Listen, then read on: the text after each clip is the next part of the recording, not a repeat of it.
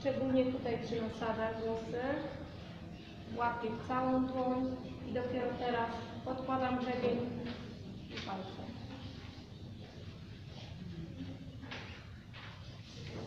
To już jest ok.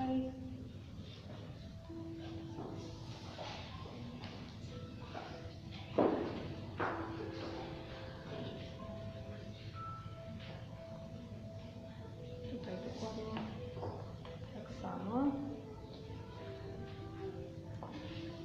Przechodzę do kolejnej ćwiartki, czyli tą można podpiąć.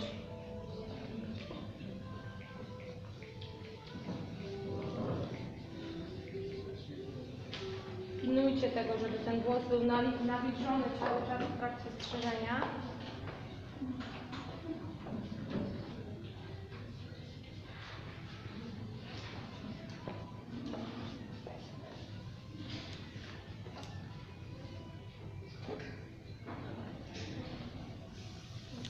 Tu jest moje pasmo pamięci, do którego docinam kolejne sekcje.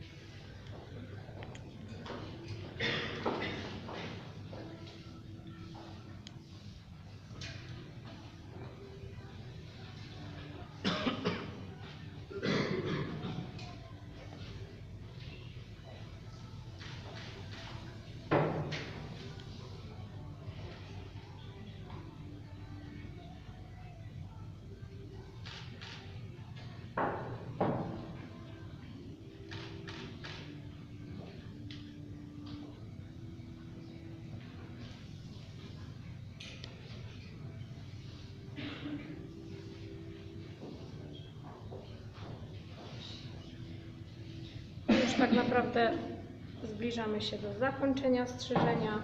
Jak widzicie, strzyżenie wcale nie jest długie. Podział bardzo ułatwił mi pracę.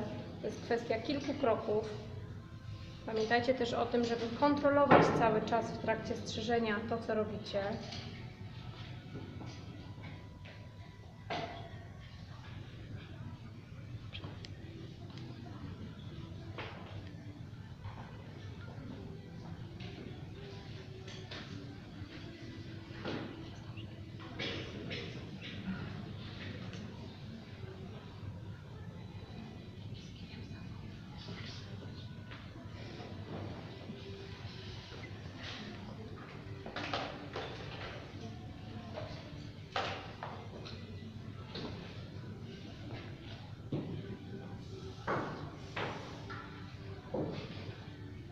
Czy jest jakaś miotła? Przepraszam, tutaj. Miotła. Czy zostawiamy? Już będzie. Ok, koniec mojego strzyżenia. Oczywiście nie zostawiłabym tak obciętych włosów bez personalizacji, czyli strzyżenia na sucho. Personalizacja jest po to, żeby dopracować tak naprawdę, dopieścić fryzurę, żeby pozmiękczać końce, żeby nie było odciętych linii. Jest to również bardzo ważny punkt strzyżenia i chcę Wam tutaj troszeczkę napomknąć na temat degażówek, tak, które są uwielbiane przez wielu fryzjerów przy każdym strzyżeniu. Jest to wielki błąd, ponieważ degażówki oczywiście to jest nasze narzędzie pracy, są to nasze nożyczki, którymi też pracujemy w różnych przypadkach. Natomiast pamiętajcie, że degażówki powodują przy włosach delikatnych, przy włosach takich cienkich, powodują, że te włosy zaczynają się po czasie puszyć. Degażówki powinny być używane przy włosach takich grubych, gęstych, przy strzyżeniach męskich jak najbardziej też można. Natomiast Błędem jest to, że w wielu niestety naszych salonach polskich przy personalizacji, kiedy przychodzi do strzyżenia na sucho, fryzjer chce przecieniować, wycieniować, raz, dwa, trzy, ciach, pach, degażówki w ruch. Pani ma przy 3 ruchach nożyczkami ma wycieniowane włosy, natomiast mijają 2 tygodnie i pani końce zaczynają się puszyć. Starajcie się nie podchodzić do fryzjerstwa w taki sposób, żeby to było takie właśnie hurtowe. Starajcie się, żeby to było, żebyście byli takimi fryzjerami doradcami, tak? Który pomaga swojej klientce przy modelowaniu, w jaki sposób, jeżeli wykonamy strzyżenie, w jaki sposób powinna Pani modelować włosy. Pielęgnacja to jest kolejny punkt, który jest bardzo ważny, o którym powinniśmy rozmawiać i też uświadamiać klientki, bo nieraz Panie mogą kupić jeden szampon, drugi, trzeci, 5 odżywek, a na przykład to nie jest odpowiedni szampon pod jej gatunek włosów, tak, przez rodzaj włosa, jaki ma, więc to też jest ważne, ale tak naprawdę zaczyna się od tego, żebyście to Wy mieli wiedzę na temat produktu też, na jakim pracujecie, czy to jeżeli chodzi o pielęgnację, czy jeżeli chodzi to tutaj o koloryzację, także pamiętajcie o tym jak najbardziej, żeby na to też zwracać uwagę. Ja sobie delikatnie moczę włosy pod modelowanie, bo pamiętajcie, że włos, który zasycha już podczas strzyżenia, on już jakby się ukierunkowuje w swoim w danym kierunku, tak? Ja pomoczyłam delikatnie włosy, żeby zczesać je. I ja już tutaj zastosowałam wcześniej. Dziękuję Wam bardzo. Dzięki. Druga rzecz, taka drobna rzecz.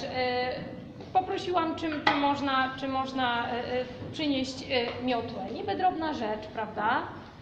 A pamiętajcie o tym, żeby dbać o swoje stanowisko pracy. Dziękuję Wam ślicznie. Zazwyczaj robię to sama. Sama sprzątam po sobie, mimo tego, że jestem edukatorem, tak, i pracowałam w salonie, to ja zawsze sprzątałam po swoim stanowisku i taka drobna rzecz, zamiatajcie włosy, które obetniecie, zanim zaczynacie modelować. To nie chodzi o to, żeby już wszystko wyrzucić gdzieś na zapleczu, chociaż odsunąć pod jakąś ścianę i potem pozamiatać, bo nie ma nic gorszego niż fryzjer chodzący po salonie z przyklejonymi włosami do butów, tak, roznoszący po całej podłodze, więc to jest drobna rzecz, ale bardzo ważna, dlatego zamiatajcie przed modelowaniem. Na pewno klient to nie będzie to żaden obciach przy klientce, wręcz przeciwnie. Druga sprawa, przy modelowaniu też włosy nie powinny wyglądać niechlujnie. Żeby fajnie wymodelować włosy, pokażę Wam taki podział, który pozwoli Wam na to, że będzie Wam się łatwiej i szybciej modelować. Wydzielam sobie taką małą podkowę, my to nazywamy, prostokąt zaokrąglony na końcu. Podpinam po to, żeby mniej wysychały mi włosy. Tak? Zazwyczaj w salonie dzielę już to sobie na 2 części, ale ze względu na to, żeby Wam pokazać, jak na początku możecie łatwiej modelować, wydzielam tak naprawdę, wydzieliłam sobie taką małą sekcję i teraz jakby robię większe podkowy pod spodem. Szerokości zależne są tak naprawdę od objętości i gęstości włosów. Pamiętajcie kolejną rzecz, delikatne włosy, większa sekcja, tak, przy modelowaniu. Włosy grube, gęste, troszeczkę mniejsza. Wydawałoby się, że im większe, szybciej wymodeluję. Błąd, to nie jest tak. Wszystko zależy od gęstości włosów. Oczywiście też dobrze wyczesuję, podpinam, trwa to zaledwie parę minut, a na pewno przyspiesza i lepiej wygląda w trakcie modelowania.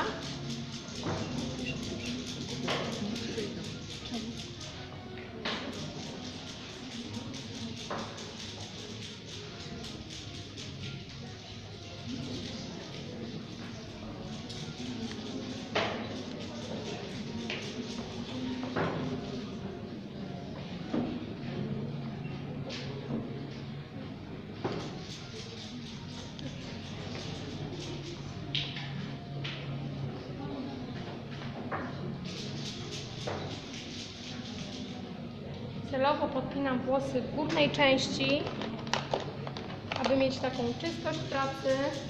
Włosy wtedy mniej wysychają i ukierunkowane do góry, jakby same już odbijają się delikatnie od nastawy. Przepraszam, że zabiorę Cię poinformować zawodników, bo zostało Wam do zakończenia konkurencji 17 minut.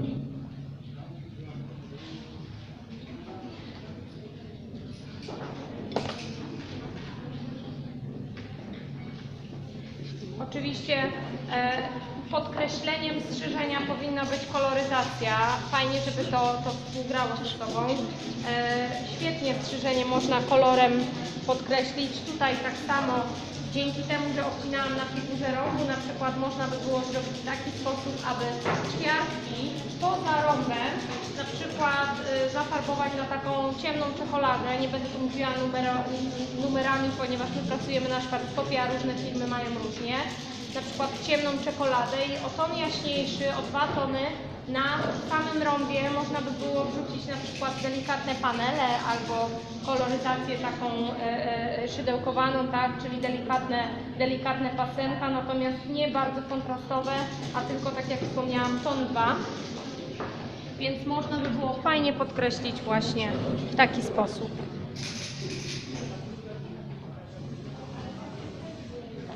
Ok, ja przechodzę do modelowania. Kolejna rzecz, kilka słów na temat modelowania.